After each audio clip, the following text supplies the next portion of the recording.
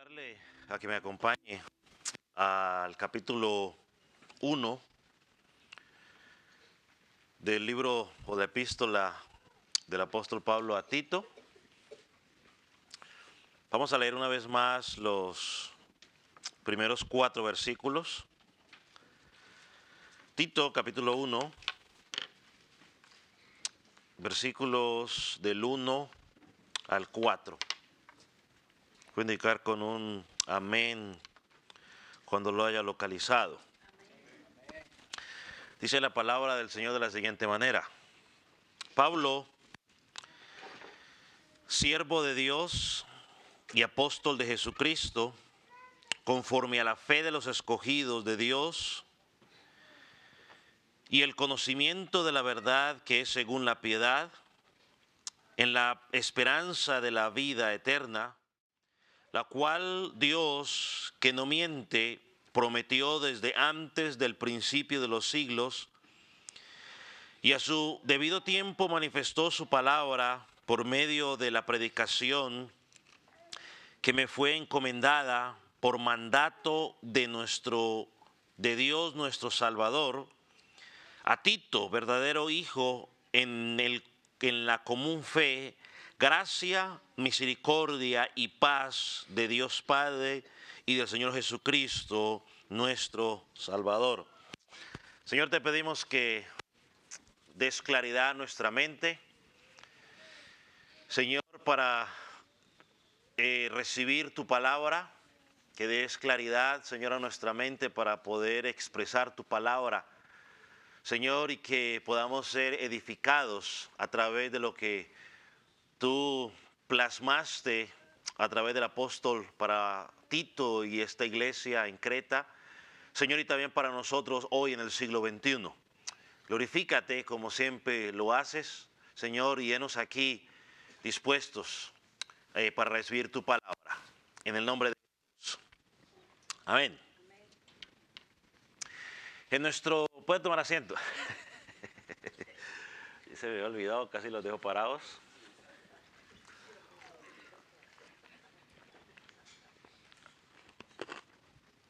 En nuestro estudio expositivo, versículo por versículo, de esta epístola de Tito, estamos estudiando lo que encontramos en la Biblia como salutación de Pablo a Tito, por ende me imagino también a la iglesia de Creta, que son los primeros oyentes, y también tiene que ver con nosotros el día de hoy. Resumiendo un poco, solamente voy a dar los títulos de lo que hemos visto hasta ahora, no entraremos en detalle por tiempo, pero resumiendo un poco, hemos estudiado lo siguiente. En primer lugar, en esta salutación vemos a Pablo totalmente comprometido o totalmente sometido, al señorío de Dios. Lo segundo que miramos era que Pablo estaba totalmente comprometido con la misión de Dios. Dentro de esa misión encontramos 3 aspectos importantes que mencionamos, y era que estaba comprometido a llevar la fe a los escogidos, o sea, predicarles para que pudieran creer. Estaba comprometido también a llevar el conocimiento de la verdad, que según la piedad. Y en tercer lugar, estaba comprometido en animarlos o motivarlos, ¿no? Hablándole de la esperanza de la vida eterna. Todo está en el versículo 1 y el versículo 2. Entonces estaba comprometido con esa misión. Su misión era pues evangelizar, su misión era edificar, su misión era alentarnos. Hoy hablaremos de un tercer principio, característica en la vida del apóstol Pablo, de su ministerio, donde el apóstol Pablo estaba comprometido con el mensaje de Dios. No lo vaya a confundir con el segundo punto. El segundo punto habla de que estaba comprometido con la misión. Hoy hablaremos de que estaba comprometido con el mensaje de Dios. Leamos una vez más el versículo 2, o la segunda parte del versículo 2. Dice: la cual Dios, que no miente, prometió desde antes del principio de los siglos y a su debido tiempo manifestó su palabra. Ahora, ¿qué notamos aquí? Hasta este punto hemos discutido o estudiado que Pablo estaba comprometido con la misión. La misión era llevar a los elegidos a la fe mediante el conocimiento de la verdad, o sea, de la palabra de Dios. Conocer la palabra resultaría en ellos vivir una vida recta o una vida llena de piedad o vida piadosa, como usted lo quiera mirar, mientras tenían su mirada puesta en la esperanza de la vida eterna. Esa era la misión. Al final del versículo Pablo dice que esa vida eterna proviene de Dios, y mire lo que él añade aquí en este versículo: el cual no miente. Pablo le dice a ellos: mire, ustedes pueden estar seguros de lo que yo les estoy diciendo, porque ha sido dicho por Dios y Dios no puede mentir. Lo que Él prometió hace mucho tiempo, es más, dice el pasaje, desde antes del principio de los siglos, o sea, en la eternidad, Él lo ha revelado en el momento oportuno a través de su palabra. Y recuerde, cuando pone el principio, para que usted no se vaya a confundir, cuando dice principio, es para que usted y yo entendamos, ¿no? Él lo que está hablando ahí es de ¿qué? De la eternidad, ¿no? Y Dios, la Biblia habla de que Dios no tiene que ni principio ni fin. O sea, no es para que usted y yo ahora nos confundamos. No está hablando de que esto pasó, o el plan de Dios fue en la eternidad. Entonces, toda la misión que Dios quería de Pablo había sido revelada en la palabra de Dios. Y yo quiero que empecemos a poner atención. Bueno, aunque aquí lo hemos enfatizado bastante en nuestra congregación. Todo lo que Pablo tenía que predicar para llevar la verdad a los escogidos, ¿salía de dónde? De la palabra. Todo lo que tenía que predicar para que los elegidos o los salvos fueran edificados, santificados, ¿salía de dónde? De la palabra. Todo lo que Pablo tenía que predicar para darle esperanza a los elegidos o a los salvos, ¿salía de dónde?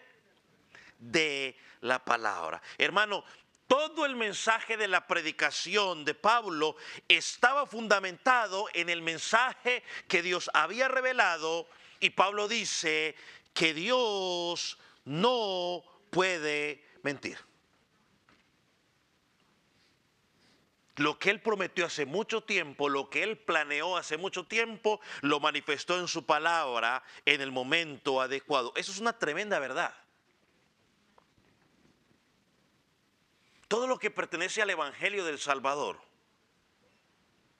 todo lo que pertenece al conocimiento que va a producir en nosotros una vida de piedad o una vida recta,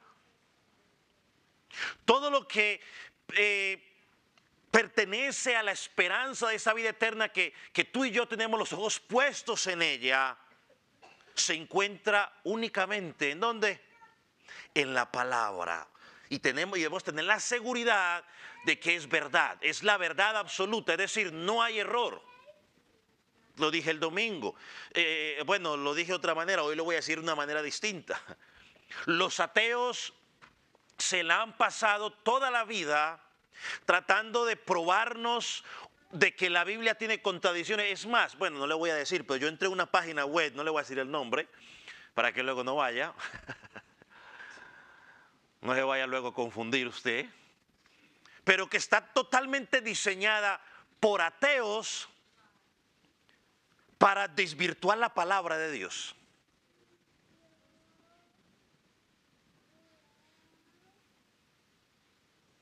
Ellos han hecho todo lo posible. y empiezan a meter aquí que hay una cantidad, cogen los versículos y los acomodan como ellos quieren para llevarnos a convencernos de que Dios primero no existe y segundo de que la Biblia tiene contradicciones. No, la Biblia no tiene contradicciones. Si hay algo que no se entiende o que está equivocado, soy yo, el que la está explicando, el que la está leyendo, no la Escritura. Santiago dice aquí, Tito, perdón, la cual, gracias, Dios que no miente. Ahora mira el contraste interesante, porque en los versículos 12 y 13 que estudiaremos el próximo año, que estudiaremos más adelante, nos dice que en los cretenses los falsos maestros eran ¿qué? Mentirosos. Los llama mentirosos. Dices que ellos son tanto los cretenses como los falsos maestros son mentirosos. Pero Pablo aquí nos dice, mi mensaje, o sea, el mensaje que estaba predicando Pablo, no es mentira. ¿Y por qué no es mentira? Porque provenía de Dios. Pablo dice, yo estoy repitiendo como hacían los profetas, ¿no? Lo que Dios ha revelado a mi vida. Además de esto, no solo proviene de Dios, dice Pablo, sino que fue prometido por Dios hace mucho tiempo. Todo lo contrario al mensaje de los falsos maestros. El mensaje de los falsos maestros empezó a surgir reciente y aparte surgía ¿de qué? De la mente de Dios. Perdón, de la mente de ellos. Surgía de la mente de ellos. Por eso su mensaje era mentira. Así que Pablo le dice a Tito, me dice a mí que soy predicador o a todo el que predica, y le dice a la iglesia de Jesucristo que el mensaje de nuestra predicación debe estar totalmente limitado a lo que dice Dios en su palabra. Porque Él la preparó desde la eternidad. Tiene que estar limitado.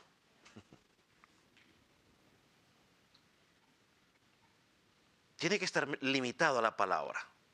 Nuestro mensaje, nuestra predicación únicamente no es contar la vida personal, no son charlas motivacionales, no es contar historias de lo que le han pasado a usted o le han pasado a otros, no es lo que a mí bien me parece, no son chistes, es únicamente la palabra de Dios. Aunque aquí quiero hacer un matiz o explicar algo. Puede haber algún momento en la predicación donde se usa una historia para ilustrar o para llevar al oyente a través de una ilustración entender el punto de lo que se está queriendo explicar. Eso está correcto. Jesús lo hizo en muchas ocasiones.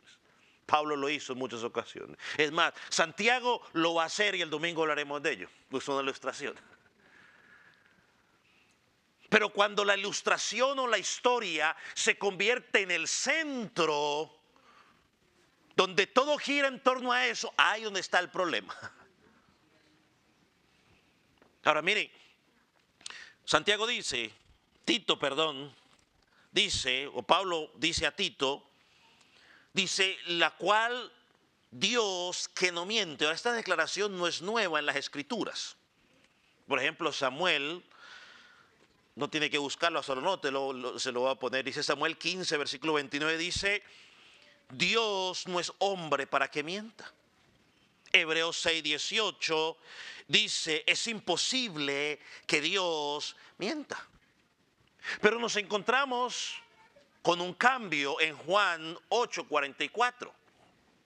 Juan 8, 44 nos habla del padre de la mentira. ¿Quién es el padre de la mentira? Satanás.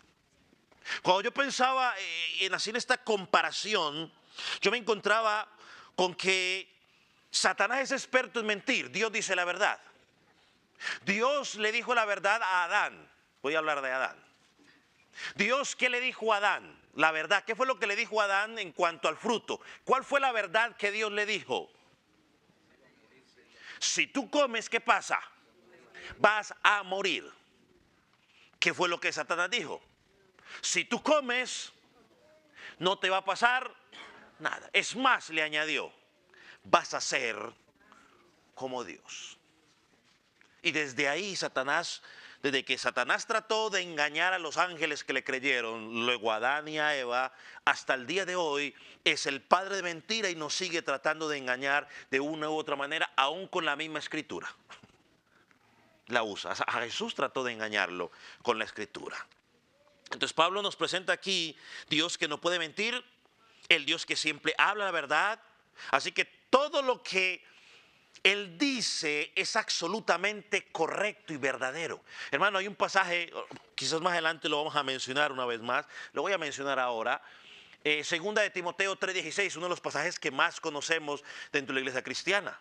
Dice 3:16 y 17, aunque voy a leer nomás la primera parte, dice, porque toda la escritura es ¿qué? Inspirada por Dios. Es decir, la palabra inspirado significa ¿qué? Soplado, dada por Dios, que proviene de Dios. Por lo tanto, si proviene de Dios, no hay el más mínimo milímetro de posibilidad de que haya error. No hay, esa es la palabra que está buscando. No hay margen de error, gracias. No hay margen de error. Por lo tanto, todo lo que dice es correcto. Mire cómo traduce. Mire, cuando usted y yo entendemos esto, no, bueno, mejor no hablo de eso. Mejor sigamos aquí. Mire cómo lo traduce la Nueva Traducción Viviente. Mire cómo lo traduce, lo voy a poner al frente. Lo cual Dios, quien no miente, les prometió antes de que comenzara el mundo.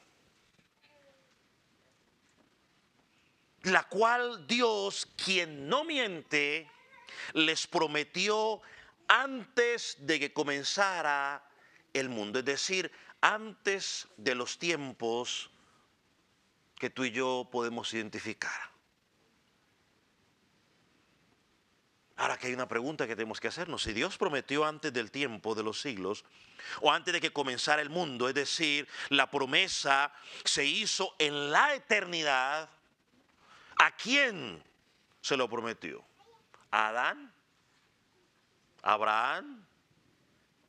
¿A Moisés? ¿A los patriarcas? ¿A quién? Va conmigo a segunda de Timoteo, perdón. Tito tiene segunda.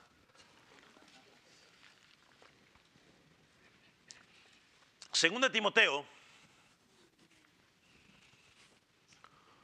1:9.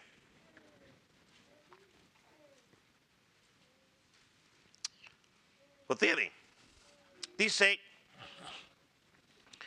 quien nos salvó y nos llamó con llamamiento santo, no conforme a nuestras obras, sino según el propósito suyo y la gracia que nos fue dada en Cristo Jesús antes de los tiempos de los siglos. ¿Se está dando una idea a quién se lo prometió?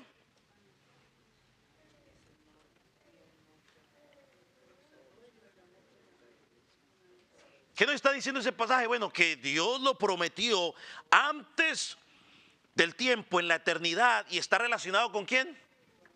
Con Cristo Jesús. Dice, según el propósito suyo y la gracia que nos fue dada ¿a quién? En Cristo Jesús. ¿Cuándo nos fue dado eso? Antes de los tiempos de los siglos. Hebreos 13:20.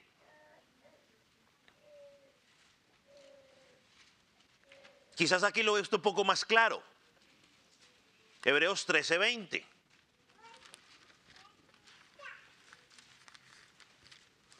Yo voy a buscar yo también aquí para... Así, si lo encuentro ya aquí, ya significa que usted ya también lo encontró allá. 13:20, ¿lo tiene? Dice, y el Dios de paz que resucitó de los muertos a nuestro Señor Jesucristo, el gran pastor de las ovejas por la sangre del pacto eterno. Ahora, ¿qué nos está diciendo Hebreos aquí? Que hubo un ¿qué? Un pacto, y que ese pacto, ¿cómo fue? Eterno, es decir, que Dios lo hizo ¿en dónde? En la eternidad. Y ese pacto está relacionado ¿con qué? Con nuestra redención. Ahora vamos a Juan 17. Ahí vamos a mirar la naturaleza de ese pacto. Juan 17, versículo 24. Vamos de los más difíciles a los más, versículos más claros. Entonces, Juan 17, versículo 24. Mire lo que dice Jesús. Jesús, esto es lo que se conoce como la oración ¿qué? Sacerdotal, donde Él está intercediendo por los suyos. Mire lo que dice: Padre, aquellos que me has dado, quiero que donde yo estoy, también ellos estén conmigo, para que vean mi gloria que me has dado, porque me has amado desde antes de la fundación del mundo.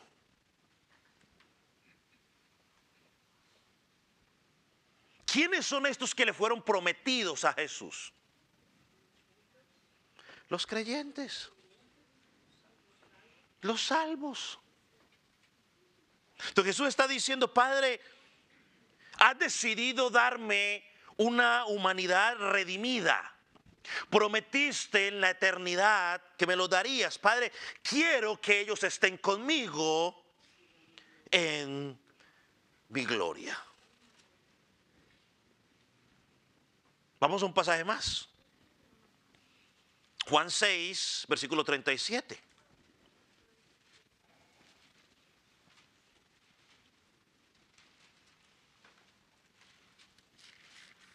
Ahí atrásito. Lo tiene. Dice: todo lo que el Padre me da vendrá a mí, y el que a mí viene no lo echo fuera. Ahora, ¿por qué no lo echo fuera? Porque el Padre ¿qué? El Padre se los ha dado. Porque cualquiera que viene a Cristo es el regalo de Dios Padre a su Hijo. Si tú estás en Cristo, es el regalo. Dice: todo el que mi Padre me da vendrá a mí, y al que viene a mí yo no lo echo fuera. Versículo 39. Y esta es la voluntad del Padre, el que me envió, de que todo lo que me diere no pierda yo nada, sino que lo resucitaré en el día postrero. Versículo 40.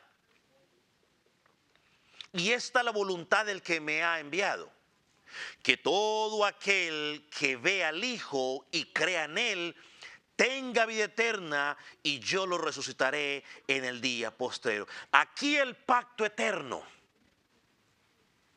Dios Padre le dice al Hijo, a Cristo, en la eternidad pasada: te amo tanto que quiero darte una humanidad redimida. Quiero crear una raza de personas que van a ser redimidos, y quiero dártelos como un regalo. Quiero dártelos para que te amen, para que te adoren, para que te honren por los siglos de los siglos.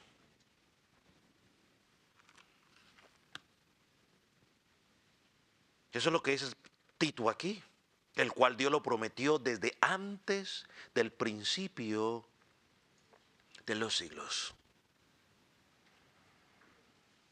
Por eso hay una salvación, porque Dios determinó en la eternidad pasada darle ese regalo de amor al Hijo.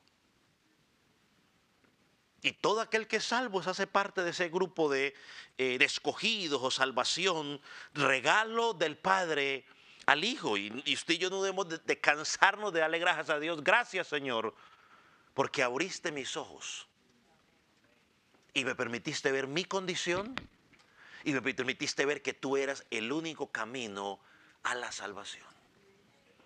Porque aunque usted y yo no lo creamos, hay muchas personas creyendo que el Islam los va a salvar, que Buda los va a salvar, que el ateísmo es una realidad y que Dios no existe y que cuando usted se muera todo se acabó. Otros están creyendo de que cuando mueran se van a portar bien porque cuando mueran quieren reencarnar en una mejor persona.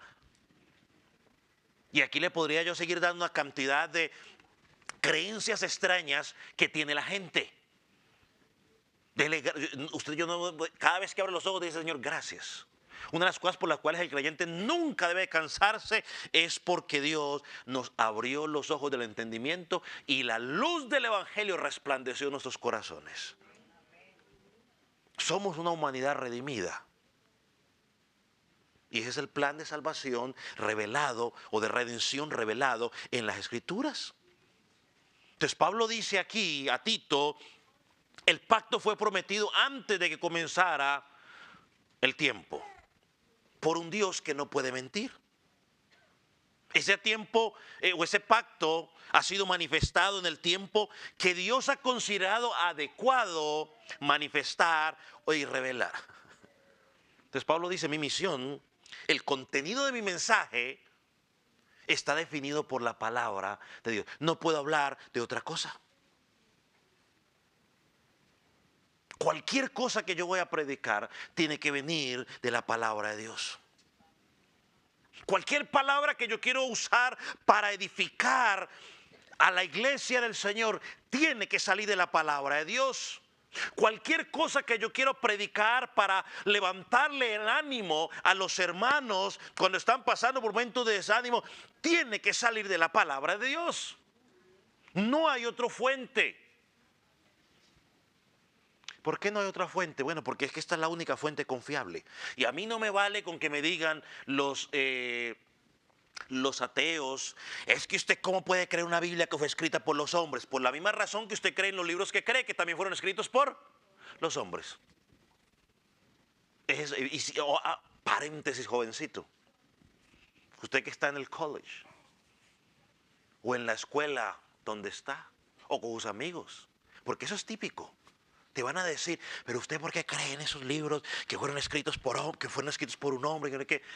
Usted le contesta por la misma razón que usted cree en los libros que usted cree que también fueron escritos por hombres. ¿O de quién fue escritos esos libros? ¿Por ángeles? Entonces cuando usted me explique por qué usted cree en ello, entonces va a ser la misma evidencia por la cual yo creo en la palabra de Dios. Es la única fuente confiable, verídica. Mire, cuando uno ve esta declaración del apóstol Pablo, ¿no?, donde todo su mensaje provenía de la palabra de Dios, uno no deja de preguntar, de llenarse de tristeza pensar en cómo las personas tienen la valentía suficiente para subirse o ponerse en pie frente a personas que están a la expectativa de recibir la palabra de Dios y comenzar a enseñar una cantidad de cosas que salen de sus mentes que no tienen nada relacionado con la palabra de Dios. Es triste y también preocupante.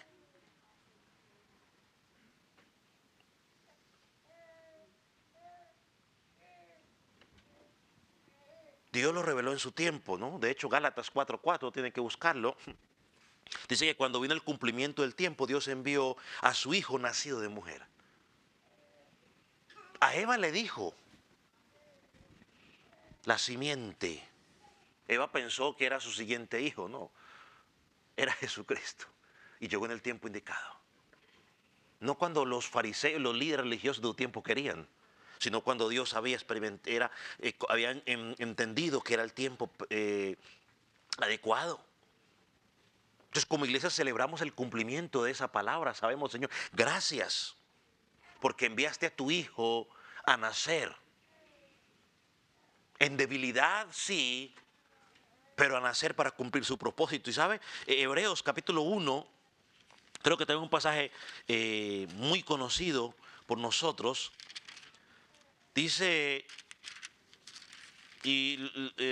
bueno, no voy a decir en el contexto en que se usa mucho, pero miren lo que dice. Dios, habiendo hablado muchas veces y de muchas maneras en otro tiempo a los padres por los profetas, en estos postreros días, ¿qué? Nos habla a través de quién? El Hijo. En estos postreros días. ¿Y cuáles son los postreros días? Un día les enseñé yo. Los postreros días son desde que Jesucristo vino o fue levantado de su resurrección hasta que Él venga por segunda vez. Esos son los postreros días. La gente a veces piensa que los postreros días son 3 días antes de que Jesucristo venga. No. Los postreros días empezaron desde que Jesucristo vino por primera vez hasta que Él regrese por segunda vez. Desde ese tiempo hasta ahora, Él habla a través del Hijo. Y cuando el predicador comienza a predicar, su mensaje tiene que decir todo lo que Jesucristo había enseñado. ¿Recuerda la cena del Señor? Cuando celebramos la cena del Señor, siempre que leemos Corintios, al final dice, hacer esto en memoria de mí, es decir, recordando todo lo que yo os he enseñado. Entonces, en el Antiguo Testamento el mensaje fue predicado por los profetas. En el Nuevo Testamento fue predicado por el Hijo, por los apóstoles. Y escucha esto, por favor. El mensaje de los falsos maestros no proviene de Dios, sino de su engañoso corazón, de los deseos de Satanás. El mensaje de los falsos maestros no proviene de Dios porque Dios simplemente no puede mentir. El mensaje de Dios, los falsos maestros, nunca viene a través de la palabra, porque la palabra es pura, porque la palabra manifiesta únicamente la verdad de Dios, porque la palabra lleva a la gente a Cristo. Por eso Pablo decía, mi mensaje es la palabra. Volvemos una vez más a 2 Timoteo 3:16. Dice, toda la escritura es inspirada por Dios. ¿Con qué propósito fue dada? Dice diciendo el versículo 16 y versículo 17, para enseñar, para redarguir, para corregir y para instruir en justicia. Para corregir, para instruir, para enseñar en justicia. Esa era la pasión de Pablo y Pablo estaba comprometido con ese mensaje. Y esto nos lleva a un cuarto punto. Pablo estaba no solo comprometido con la misión, no solamente estaba comprometido con el mensaje, Pablo estaba comprometido con los medios de Dios o el medio para presentar el mensaje. Vamos a ver esa palabra. El medio para presentar el mensaje. Miren lo que dice el versículo 3. Dice que lo prometió en el versículo 3. Y a su debido tiempo manifestó su palabra por medio de la predicación que me fue encomendada por mandato de Dios, nuestro Salvador. Ya lo mencionamos, el mensaje de Dios se encuentra únicamente en la palabra de Dios. No hay otro lugar. Si usted lo que yo buscamos es evangelizar o llevar a las personas a evangelizar, debemos usar la palabra y debemos usar y depender de la palabra de Dios. Si lo que buscamos es edificar al pueblo de Dios, debemos depender de la palabra. Si estamos tratando de guiar nuestra vida a la santificación, tenemos que usar las Escrituras. Si estamos tratando de enfrentar problemas personales, si estamos tratando de enfrentar las pruebas, sufrimientos, queremos salir triunfantes en medio del sufrimiento, tenemos que usar la Escritura. Pablo nos presenta aquí en esto que acabamos de leer, este versículo, el medio que Dios ha diseñado para cumplir esa misión. ¿Cuál es la misión? Salvar santificar y fortalecer. Y el medio es que la predicación.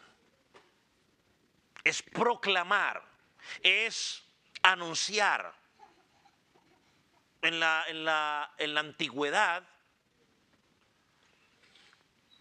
no tenían periódicos. Nosotros nos criamos, por lo menos yo ya, la edad mía, pues nos criamos donde había ya más periódico. Ya hoy el periódico rara vez usted lo ve, algunos dirán, periódico, ¿y qué es eso? Los más jóvenes de pronto no saben qué es el periódico. Ellos tampoco tenían televisión en el tiempo, ya hoy tenemos televisión. Tampoco tenían radio. Mucho menos lo que tú y yo tenemos hoy, las redes sociales, mucho menos. Así que cuando el rey quería dar algún edicto, lo que hacía era que, o alguna ley, llamaba a los heraldos, que eran los que proclamaban el mensaje. Pablo está diciendo aquí que el medio que Dios usa para salvación o para evangelizar, para edificar, para santificar o para traer piedad a su pueblo o para traer ánimo o para llevar a su pueblo a pensar en la vida eterna es la predicación de su palabra. Ese es el medio. Pablo estaba comprometido con el medio, con la predicación de la palabra. Y mire que encontramos eso en varios pasajes. Por ejemplo, Mateo capítulo 12, versículo 41 y Lucas 32, 11, 32, los dos pasajes. Miren lo que dice. Los hombres, apuntando al Antiguo Testamento, los hombres de Nínive se levantaron en el juicio con esta generación y la condenarán porque ellos se arrepintieron a la predicación de Jonás y he aquí más que Jonás en este lugar. Jonás llegó predicando, dice que duró ahí, mientras caminaba, iba proclamando el mensaje de Dios. ¿Cuál era el mensaje? Arrepiéntanse o van a ser consumidos. Ese era el mensaje, no era ninguna otra cosa más. Arrepentimiento. Hoy poco se habla de ese tema. Hoy se habla de otras cosas que el creyente tiene que hacer, que mira que esfuérzate más, que esto y lo otro, porque no. Por eso hay mucha gente hoy que está buscando más charlas motivacionales que arrepentimiento. No, es arrepentimiento. ¿Qué es arrepentimiento? Metanoia, cambio de mente, cambio de dirección. Tú no necesitas echarle más ganas, lo que necesitas es un cambio de mente. Eso es lo que necesitas. Un cambio en tu forma de pensar. Cuando tu forma de pensar cambia, ¿qué va a pasar con tu conducta?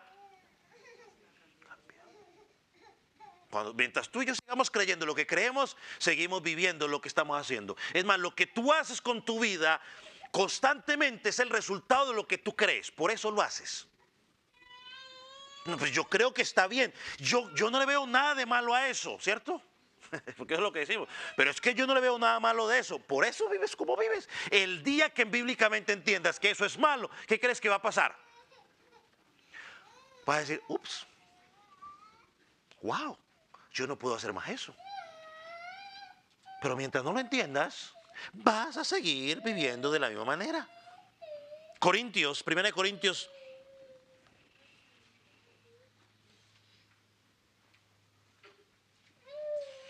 1, creo, versículo 21, creo que sí, es 21, yo aquí tengo uno, pero dos, pero creo que es 21.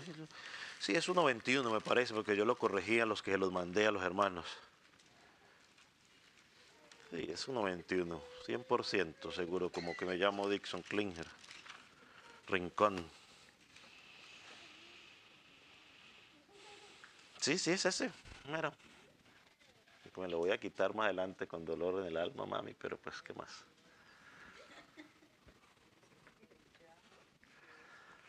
Dice, pues ya que en la sabiduría de Dios, el mundo no conoció a Dios mediante la sabiduría.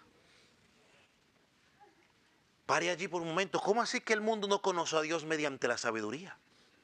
Es decir, a Dios no se conoce por medio del estudio concienzudo, como si estuviera estudiando los cromosomas. No es por sabiduría. Por eso hay grandes mentes que son ateos. Por ahí hay un científico que murió hace unos cuantos años, que según dicen que es un científico de lo último que hay. Era más ateo que todos los ateos juntos. Era el más ateo de los más ateos. Y a pesar de todo el conocimiento que tenía,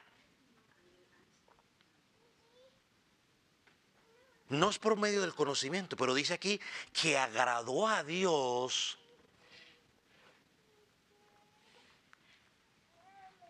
Es que, mira, una ilustración.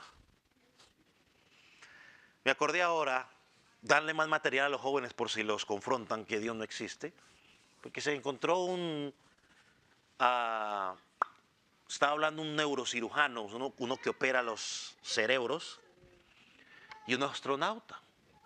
Y el neurocirujano era cristiano y el astronauta no. Y le dijo, mire, yo no creo que Dios existe porque yo he ido al cielo en muchas ocasiones y he pasado por el universo y nunca he visto a Dios, le dijo el astronauta. El cirujano se quedó callado y luego le contestó, pues hermano, yo he operado cientos de cerebros y tampoco he visto nunca un pensamiento.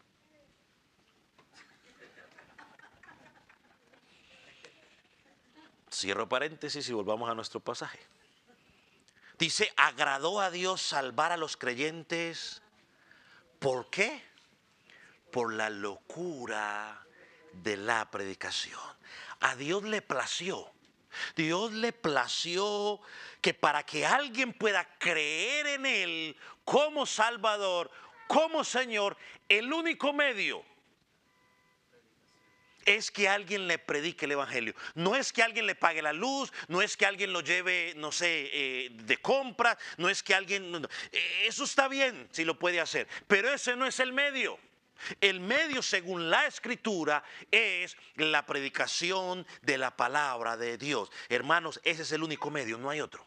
Y Pablo estaba comprometido con ese medio. Le dice a Tito, Tito, comprométese con ese medio. Le dice Pastor Klinger, comprométase con ese medio. Y le dice a la iglesia, el Calvario, iglesia, comprométanse con la predicación. Predica la palabra del Señor. 1 Corintios capítulo 2, versículo 4. Pablo hablando expresando, dice, y ni mi palabra ni mi predicación. Mire lo que Pablo dice allí. No fue con palabras persuasivas de sabiduría humana, sino con demostración del Espíritu y de poder. A Pablo lo que le está diciendo ahí, mire, es que no fue invento mío. No fue lo que a mí bien me pareció. Yo lo único que estoy haciendo es hablando la palabra de Dios y el Espíritu Santo ha demostrado su poder. Ya está. Vemos lo mismo en el capítulo 15, versículo 14 de 1 Corintios. Miren lo que Pablo dice ahí. Pablo está tratando de enseñar a los hermanos sobre la resurrección. Y miren lo que les dice. Y si Cristo no resucitó, vana es entonces nuestra predicación, vana es también vuestra fe. Si Cristo no resucitó, hermanos, cerremos el chiringuito y vámonos a vivir la vida loca porque estamos perdiendo el tiempo.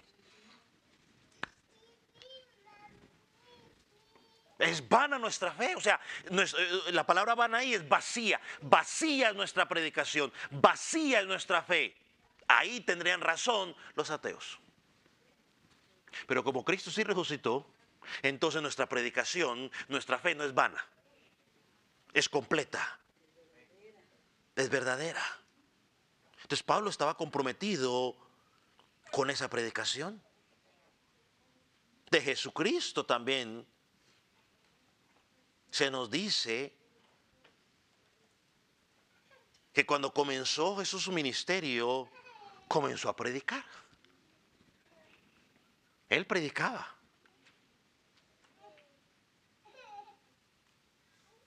Y cuando la gente le preguntaba sobre seguirlo y le sacaron excusas, Jesús le dijo, mire, vea, deje que los muertos entierren a los muertos.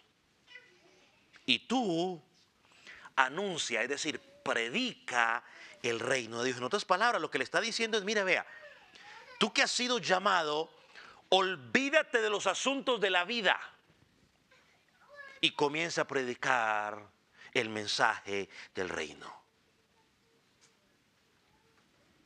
Ahora, para no hacerlo más largo y no darle más versículos, porque hay una cantidad, los profetas del Antiguo Testamento eran predicadores. El Señor Jesús era predicador. Los primeros seguidores de Cristo o los apóstoles eran predicadores. Luego los seguidores de ellos eran predicadores. Hermano, la predicación siempre ha sido el medio. Y usted y yo nos podemos morir y seguir haciendo el medio, la predicación. Romanos 10 creo que lo habla claramente. Romanos 10, versículo 13, vamos a leer unos cuantos versículos. Dice, todo aquel que invoque el nombre del Señor será salvo. Y luego en el versículo 14 comienza, estoy en Romanos 10, versículo 14, luego comienza una serie de preguntas retóricas, es decir, preguntas para reflexionar. Miren la primera pregunta, ¿cómo pues invocarán en aquel en el cual no han creído? Dos palabras, o sea, ¿cómo le voy a pedir a Dios si no creo en Él? Y luego pregunta, la siguiente pregunta, ¿y cómo creerá en aquel de quien no han oído? Recuerda, estamos orando los miércoles por aquellas naciones a las cuales nadie ha ido a predicarles el evangelio. ¿Cómo van a creer si no han oído? Y no es que estén, bueno, algunos sí, pero no es que estén sordos literalmente, sino que simplemente no se les ha hablado. Y dice otro, ¿y cómo oirán sin que nadie les predique? Ay, Señor, salva a mi papá, salva a mi mamá, salva a mi vecino, salva al otro, salva al otro, salva al otro. Pero usted está sentado, ore, ore, ore, ore, ore, ore y ore. ¿Y usted cree que se va a salvar porque usted está orando? No, podemos una cadena de oración desde aquí hasta quién sabe qué horas. Alguien tiene que pararse e ir a decirle, mira, hay vida después de la muerte. Estás en pecado, Jesucristo, y presenta el mensaje. Alguien tiene que hacerlo. Y les he presentado el ejemplo del etíope. El etíope estaba leyendo el mismo evangelio. Alguien tuvo que predicárselo.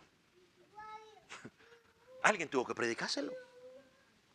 Como está escrito y dice, ¿y cómo predicarán si no fueran enviados? Bueno, sabemos que ya fuimos enviados. No es únicamente pararse aquí y hacer lo que yo estoy haciendo. No, usted puede predicarle a su vecino, su compañero de trabajo, a su compañero de escuela, el mensaje de salvación. Tiene que estar preparado. Y termina diciendo el pasaje, cuán hermosos son los pies de los que anuncian la paz, los que anuncian las buenas nuevas. Esta cita, esto es sacado de Isaías 52, versículo 7. Y aclaro, ¿no? Para que no haya duda. Cuando dice ahí pies hermosos, no está hablando de los pies físicos. Normalmente los hombres tenemos los pies medios feitos. No está hablando de pies físicos allí. No, por si acaso. Sino que está hablando de qué? Del mensaje. Dice, cuán hermoso es esa persona que camina a proclamar ese mensaje. Eso es lo que está diciendo ahí. Es hermoso proclamar ese mensaje. ¿Por qué? Porque tenemos el mensaje más glorioso que puede existir. El mensaje más hermoso. Mire, usted puede estar pensando de que escuchar, oh, voy a ser padre, voy a ser madre, voy a ser abuelo. Es un mensaje hermoso. Sí, pero proclamar el mensaje de Jesucristo es el mensaje más hermoso. ¿Por qué? Por las buenas del evangelio. Es más, hermano, predicar las buenas nuevas del evangelio es el trabajo más glorioso del mundo. Yo por muchos años cuando preguntaban todos los niños, ¿y qué hace su papá? ¿Y qué hace su papá? Todo el mundo hablando de esto y lo otro para acá. Yo un día dije, maestro. La justificación, ¿no? Pues está enseñando la Biblia, es maestro. Y por ahí siempre me iba. Porque de todas maneras hubo un tiempo que enseñaba. Entonces, pues un tiempo que estuve enseñando, pues yo por ahí me iba. Maestro, maestro, maestro. Y mi mamá también. Los dos maestros, sí. Salvado por la campana. Pero un momento donde ya llegó la convicción, ¿no? Pues, ¿qué hace su papá? Es pastor. Ah, es que no trabaja. Bueno, el mundo cree que los pastores no trabajan. Pero es el mensaje, es el trabajo más glorioso. ¿Por qué? Porque todos los trabajos del mundo, sin importar lo más excelsos que puedan ser reconocidos dentro del mundo, dentro de la humanidad, apuntan a lo qué? A lo material. Apuntan a las cosas perecederas. Sí, apuntan a que preservar la vida, la tecnología, y muy bonito, y pronto son más cosas, pero la proclamación de la predicación del Evangelio apunta a lo qué? A lo celestial, a lo eterno. Apunta a preparar a los hombres y a las mujeres para la eternidad. Y eso es más glorioso que cualquier otra cosa, aunque digan que no hace nada. Aunque desdichadamente tenemos que decirlo con tristeza, algunos han tomado ese llamado de parte de Dios y lo han convertido en un negocio personal. Es triste. No podemos ocultarlo, lo han tomado como un negocio personal y hoy ya es más negocio para algunos. La Escritura los llama asalariados, que solamente están buscando en cómo beneficiarse más de la oveja. El Evangelio es la verdad santificadora. Y que es la verdad santificadora, la cual no viene del cielo, como viene el sol o como viene la lluvia. Viene por esa boca del predicador, por su boca cuando usted lo proclama. Y no hay nada más hermoso que usted puede sentir y experimentar cuando usted comparte el Evangelio con alguien y esa persona usted luego se da cuenta que ha llegado a la salvación, que sirve al Señor. Y eso es glorioso. Entonces Pablo dice, volviendo a nuestro pasaje, fui llamado para la predicación. Me fue encomendado ese mandato de Dios. ¿Cuándo pasó eso? Bueno, usted recordará cuando iba camino ¿a dónde? A Damasco. Ahí fue llamado. Cuando iba camino a Damasco, Dios lo llamó. Pablo dice, a mí me confiaron esto. Es una tremenda responsabilidad. 1 Timoteo 2, versículo 7, voy rápido. Pablo dice, pero para esto fui constituido predicador y apóstol, digo verdad en Cristo y no miento, y maestro de los gentiles en fe y en verdad. ¿Quién lo nombró? Dios. 2 Timoteo, versículo 1, 10 y 11. Para que pero ahora ha sido manifestado por la aparición de nuestro Señor Jesucristo, el cual quitó la muerte y sacó a la luz la vida y la inmortalidad por el Evangelio, del cual yo fui constituido predicador y apóstol y maestro de los gentiles. Lo mismo, fui designado. En Gálatas 1:12, 1:23 se nos dice, la gente dice, mire, aquel que perseguía en otro tiempo la iglesia, ahora predica ¿qué? La fe que en otro tiempo asolaba. Qué hermoso. El que perseguía, ahora proclama el mensaje del Señor. Por eso fue que luego le dijo a Timoteo, en Timoteo capítulo 4, versículo 1, Timoteo, te encarezco, te suplico, te ruego delante de Dios y el Señor Jesucristo, que juzgará a los vivos y a los muertos en la manifestación de su reino. ¿Qué era lo que le encarecía o le pedía a Timoteo? ¿Qué cree? Predica la palabra, Timoteo, predica la palabra. A Tito le dice, Tito, te dejo en Creta para que prediques la palabra. No hay otra cosa más que predicar la palabra. Y cuando usted va a la congregación, hermano, usted va a que le prediquen la palabra. Y si en algún momento le empiezan a predicar, a hacer otra cosa que no sea la palabra, ese creyente con sabiduría o en su momento indicado tiene que luego acercarse a ese maestro y decirle: maestro, parece ser que no nos está predicando la palabra. Es bueno de que nos predique la palabra. No estoy hablando de que bueno darme un escándalo, no, simplemente bíblicamente primero me acerco a ese maestro y le digo: maestro, me parece que no se está predicando la palabra. Ojo con eso, hay que predicar la palabra.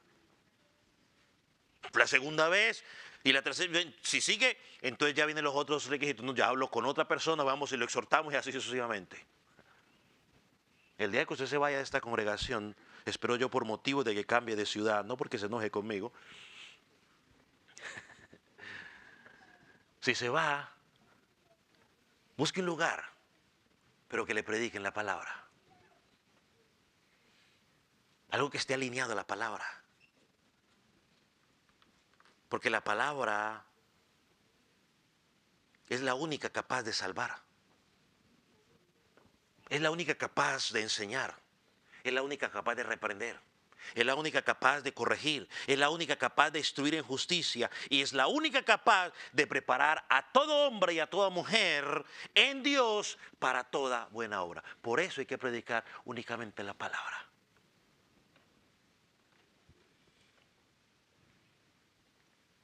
Más claro no se puede. Por eso es que una de las olas de la reforma, creo que hace unos años, en octubre, cuando se celebra o se recuerda el mes de la reforma, de hecho, mientras el mundo está pensando en el Halloween, ¿no?, el Día de los Muertos y todo ese rollo, de hecho, el 31 de octubre fue que se puso Martín Lutero puso las tesis allá en la capilla esta de Wittenberg, algo así, Wittenberg. Celebramos. Y una de las 5 solas es solo qué, escritura o solo palabra, solo escritura, es decir, solo la palabra. No es lo que dice el Papa, no es lo que dice la iglesia, acompañó la palabra, no, solo la palabra. Y ese mensaje se conoce por medio de la predicación.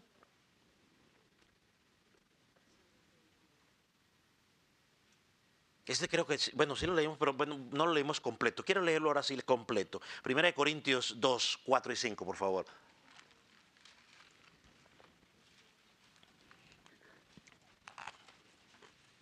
Miren lo que Pablo dice aquí. Y ni mi palabra, ni mi predicación fue con palabras persuasivas de humana sabiduría, sino con demostración del Espíritu y de poder, para que vuestra fe no esté fundada, oh wow, en la sabiduría de los hombres, sino en el poder de Dios. ¿Se acuerda cuando yo le digo a usted, no diga que es que mi pastor dijo? No, que a mí sáqueme de ese rollo. No, su pastor nada. Mire, Pablo dice aquí, para que esté fundamentada, ¿qué? ¿En el apóstol? ¿En el pastor Klinger? No, para que no esté fundamentada en la sabiduría de los hombres, sino en la de Dios. Pablo dice, mire, yo no prediqué lo que a mí se me vino a la mente. Pablo no hacía lo que hacen muchos predicadores modernos de nuestro tiempo, que son expertos en manipular a la multitud. Son expertos, o sea,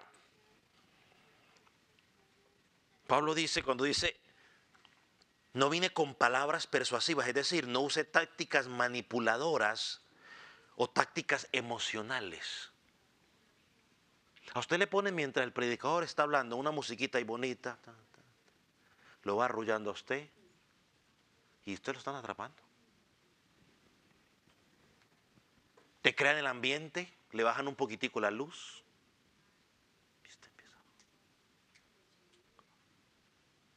Son tácticas que los hombres han aprendido para manipular a los mismos hombres. Por eso Pablo dice, yo no.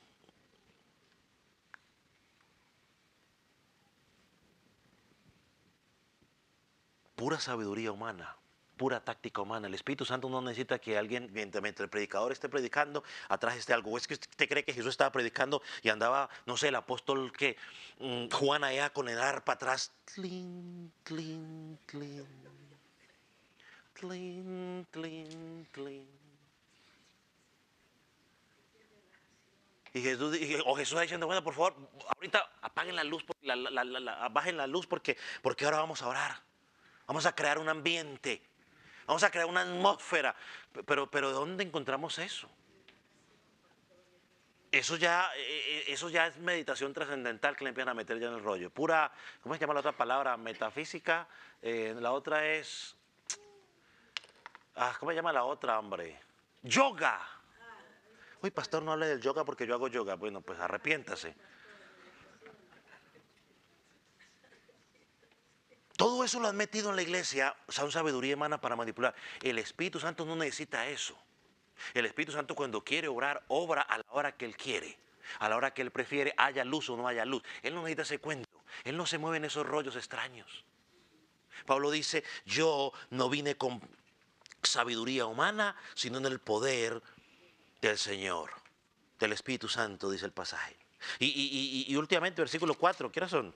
Uf, Dios santo bendito. Rápido.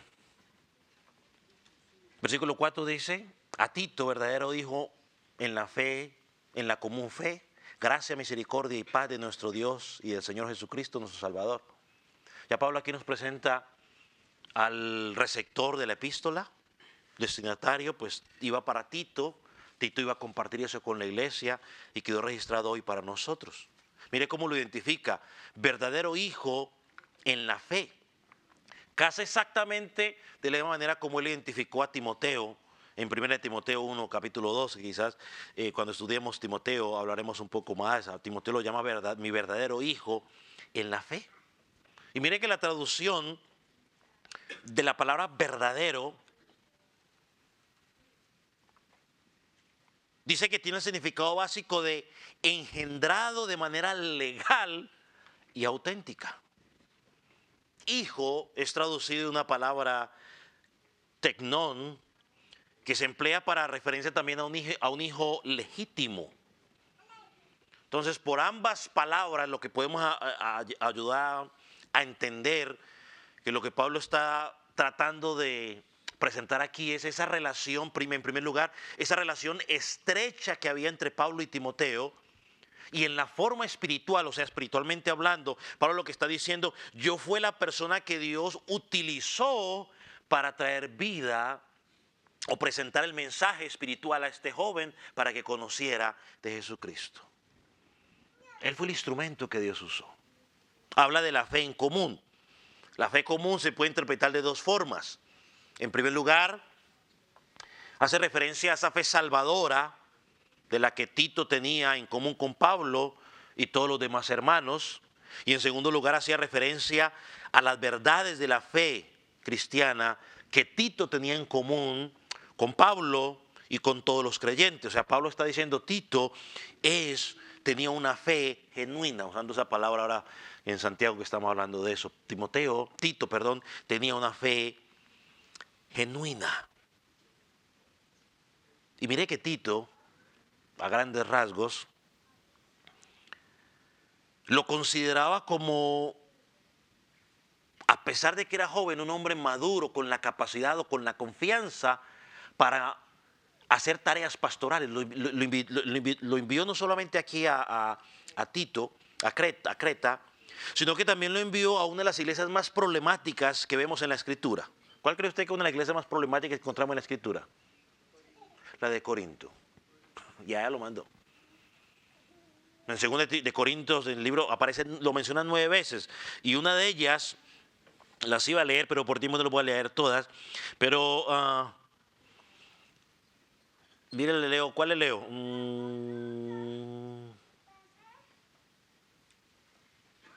Mire, voy a leer el 2 de Corintios 2, 8, versículos 16 y 17. Mira lo que dice.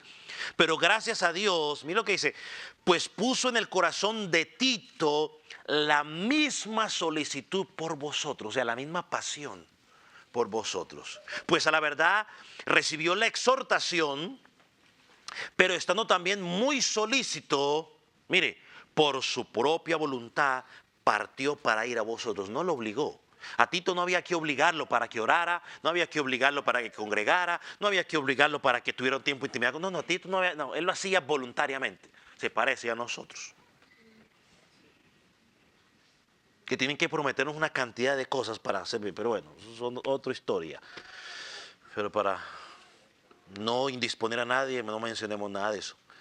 Pero en Tito había esa solicitud voluntaria. Y ir a trabajar con una de las congregaciones más conflictivas que encontramos en la Escritura. Tenían muchos dones, pero esos hermanos eran cosas serias, por no decir más. Eran cosas serias. Un día estudiaremos 1 Corintios a ver cómo nos va. Y termina diciendo, gracia, misericordia y paz de Dios, Padre y del Señor Jesucristo, nuestro Salvador. Gracia, pues es el don maravilloso de Dios que trae la salvación por su misericordia. Y paz es la bendición maravillosa que Él concede a quienes salva en su gracia. Así que la gracia nos trae salvación y la paz nos permite disfrutar de esa relación con el Señor. ¿Sabe que estas tres palabras, gracia, misericordia y paz, eran un saludo? O sea, ellos luego lo simplificaron y quedó como gracia y paz. ¿Y sabe que ellos no se saludaban? Hola, ¿cómo está? Ellos se saludaban gracia y paz, hermano. Era el saludo de la iglesia. La pregunta interesante sería tratar de averiguar cuándo esa frase, gracia y paz, de la iglesia se cambió por, hola, ¿cómo está? En la iglesia al menos. Los del mundo pues es ok. Pero en la iglesia, ¿cuándo se convirtió en, hey, ¿cómo está? Ellos decían gracia y paz, y me imagino que contestaban gracia y paz. Entonces, hermano, Dios lo bendiga. Lo mismo. Hay unos ya ni siquiera dicen Dios lo bendiga, ellos dicen lo mismo. Igual.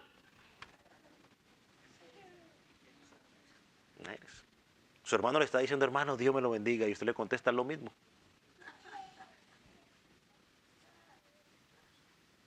Gracia y paz, decían ellos. Gracia y paz. O amén. ¿Cuándo cambió? No sé. Y nos presenta, digo algo aquí más, a Dios el Padre y el Señor Jesucristo, nuestro Salvador. Y lo interesante es que en el versículo 3 nos presenta a Dios, dice, por mandato de nuestro Dios y Salvador. Y al final del versículo 4 aparece Cristo Jesús, nuestro Salvador. Una vez más, la deidad. Cristo Jesús y Dios siendo ambos nuestro Salvador. Hay uno solo. Una vez más, la deidad del Señor Jesucristo. Entonces aquí vemos un saludo maravilloso. Como cristiano usted ve que yo a veces los saludo cuando empieza el sermón, la gracia y la paz de Cristo esté con ustedes, tratando de irlo incorporando un poco más. Pero es un saludo maravilloso que debe haber entre nosotros como cristianos. Y tenemos la bendición del Padre, la bendición del Hijo, que son nuestro Salvador.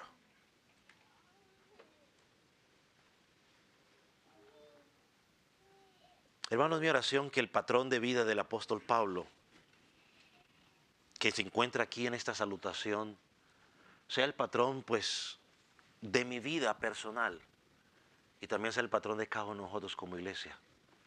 Mientras servimos al Señor aquí ahorita en el siglo XXI, mientras guardamos la manifestación gloriosa de nuestro gran Dios. Ahora sí vamos a terminar. Ponga sobre sus pies.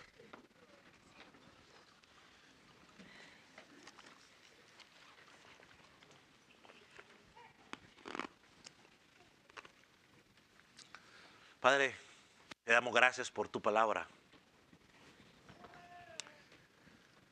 Te pedimos, oh Dios, que ella haya hablado a nuestras vidas. Señor, que con un corazón sincero podamos recibir lo que ella realmente quiere enseñarnos, que podamos hacer los correctivos necesarios a nuestras vidas. Señor, tú conoces cada creyente aquí presente, su necesidad. Y cómo esta palabra puede hablarles de manera personal. Mi oración, Señor, es que podamos ser una iglesia un pastor, un creyente en particular, que esté sometido al señorío de Dios, esté comprometido con la misión, es decir, predicar el mensaje de salvación, predicar la santificación, Señor, y animar para que en medio de las dificultades nuestra mente esté puesta en esa vida eterna. Señor, pero que también estemos comprometidos con el mensaje, Señor, que tenemos que predicar y que estemos comprometidos con la proclamación de ese mensaje. Señor, que no cambiemos el mensaje para ganar más gente, Señor, sino que el mensaje siga siendo el mismo, que tú estás predicando o dejaste claro desde el principio, desde Adán, hasta que tu palabra fue completada. Señor, gracias. Sigue con nosotros. En el nombre de Cristo Jesús. Amén. Amén.